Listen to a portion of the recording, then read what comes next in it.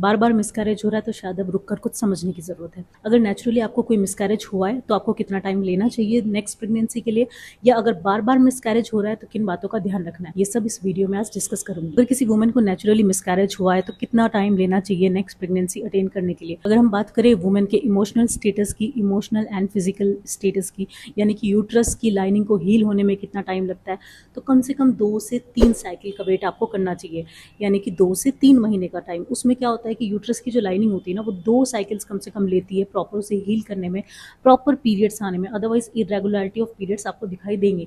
Even WHO जो है उसका भी रिकमेंडेशन यही है कि एक वुमेन को एक नेचुरल मिसकैरेज के बाद कम से कम 3 महीने का गैप लेना चाहिए। तो 3 महीने से पहले प्लीज़ कोई प्रेगनेंसी अटेन मत करो, क्योंकि आपकी health emotional as well as physical बहुत ज़रूरी है। प्लीज़ अपने साथ इतना न्याय करो कि आपका यूट्रस हील हो रहा है, और यूट्रस की जो स्ट्रेंथ होती है ना, उसको वापस रिगेन करने में भी टाइम लगता है। ऐसा नहीं है कि आपने इस महीने प्रेगनेंसी की, अगले महीने फिर कर ली। आप खुद सोचो, एक थैली में भी अगर आप सामान लेके घूमते हो ना, और बार बार वो थैली कमज़ोर हो रही है, उसी में आप सामान लेके घूम रहे हो, वो भी एक टाइम पे आके फट जाती है।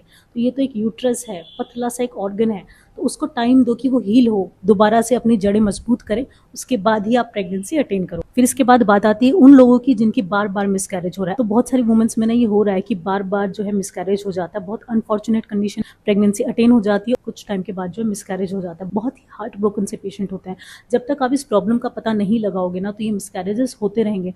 आप अपने आप को डिसहार्टन करने से अच्छा है प्रॉब्लम का पता लगाओ, उसका सोल्यूशन लो, उसका मेडिकेशन लो, उसके बाद प्रेगनेंसी अटेन करो। डेफिनेटली आपकी प्रेगनेंसी बिल्कुल सही हो जाएगी। जैसे कि diabetes, high BP, thyroid, APLA syndrome, PCOS, कोई ऑटो इम्यून डिजीज भी हो सकती है। आपको बार बार मिसकैरेज हो रहा है तो प्लीज अपना सारे टेस्ट रन कराओ। अगर प्रॉब्लम है तो मेडिकेशन लो, और प्रेगनेंसी बिल्कुल ठीक ठाक हो जाएगी।